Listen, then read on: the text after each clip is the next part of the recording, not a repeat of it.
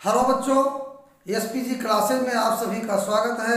High school में जो मुक्तिदूत पूछा जाता है, आज हम जो है उसके नायक का चरित्र चित्रण करेंगे इस वीडियो के माध्यम से। बहुत इम्पॉर्टेंट है, ये हाई स्कूल में जरूर पूछा जाएगा और हर साल पूछा जाता है। तो मुक्तिदूत खंडकाव्य के आधार पर गांधी जी का चरित्र चित्रण कीजिए, ये भी आ सकता है। अथवा मुक्तिदूत खंडकाव्य के नायक का चरित्र चित्रण कीजिए।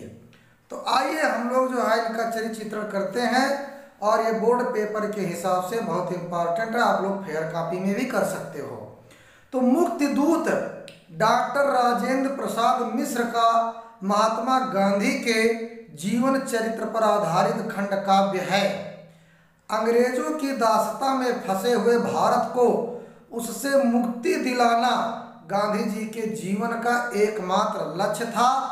इन्होंने निश्चय कर लिया था कि वह अपनी मातृभूमि को प्रत्येक रूप में पराधीनता से मुक्त कराएंगे। वह अपने देशवासियों को भारत की पराधीनता से मुक्ति का संदेश देने वाले दूत हैं। अतः वे सच्चे अर्थों में पराधीनता से भारत को मुक्ति दिलाने वाले हैं। खंडकाव्य का संपूर्ण कथानक गांधी जी के आसपास ही घूमता है। वास्तव में गांधी जी का जीवन चरित्र ही इस खंडकाव्य का कथानक है। अतः इसके नायक स्वयं महात्मा गांधी जी हैं, तथा खंडकाव्य का शीर्षक मुक्तिदूत भी पूर्णतः उचित है। यानी मुक्तिदूत जो लिखा गया वो सही लिखा गया। तो खंडकाव्य के नायक गांधी जी के चरित्र की प्रमुख विशेषताएं निम्नलिखित हैं। पहला है कि भारत के मुक्तिदूत, हेडिंग डालो, भारत के मुक्तिदूत। तो गांधी जी भारत को पराधीनता से मुक्ति दिलाने वाले थे। वे सच्चे अर्थ में भारत की मुक्ति के दूत थे। उनके प्रयासों से ही भारतीय संगठित हुए, उनमें स्वाधीनता के प्रति प्रेम जागा, तथा वे अंग्रेजों के विरुद्ध स्वाधीनता के युद्ध में कूद पड़े। दूसरी हेडिंग डालिए आप, सत्य अहिंसा पथ के पथिक। सत्य अहिंसा पथ के पथिक। गांधी जी ने भारत की स्वतंत्रता की लड़ाई सत्य और अहिंसा के बलबूते पर लड़ी और जीती। स्वतंत्रता संग्राम में सत्य और अहिंसा उनके नवीन किंतु अचूक शस्त्र थे। वे अहिंसा को वीरों का भूषण मानते थे, तथा कठिन परिस्थिति में भी अहिंसा का मार्ग नहीं छोड़ते थे। इसके बाद बच्चों तीसरी हेडिंग डालिए, सांप्रदायिक एकता के पक्षधर। सांप्रदायिक एकता के पक्षधर।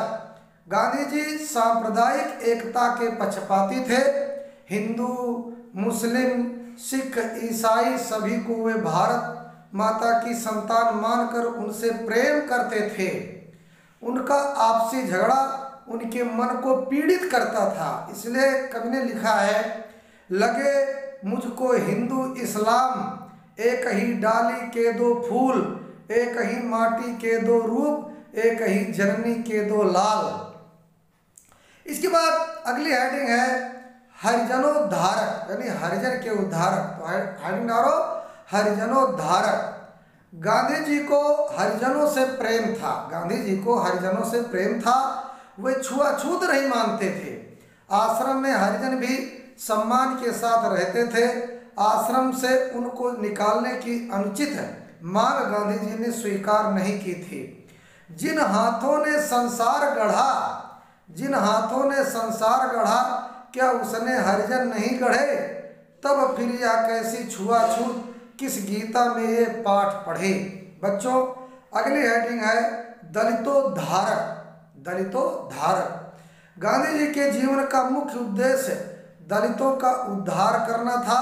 कवि ने स्पष्ट शब्दों में कहा है, दलितों के उद्धारक हेतु ही तुमने झंडा किया बुलंद, अब 30 बरस तक रहे जूझते अंग्रेजों से अथक अमंद। इसके बाद बच्चों अगली हेडिंग आदर्श मानव एवं दिव्य पुरुष। आदर्श मानव एवं दिव्य पुरुष। महात्मा गांधी आदर्श पुरुष थे। वे सभी से प्रेम करते थे। सत्य, अहिंसा, प्रेम, करुणा, परोपकार, सहानुभूति, देश प्रेम, शत्रु से भी प्यार उनके चरित्र के वे गुण थे जो उनको महामानव के स्तर पर उठाने वाले थे। वे दिव्य पुरुष थे।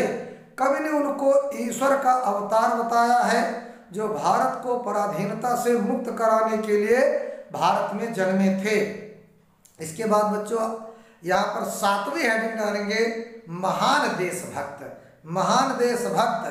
गांधी जी सच्चे देशभक्त थे। भारत के लिए उन्होंने अपना सब सुख चैन त्याग दिया था। अपने अंतिम समय में भी उनको अपने प्यारे भारत की भी चिंता थी।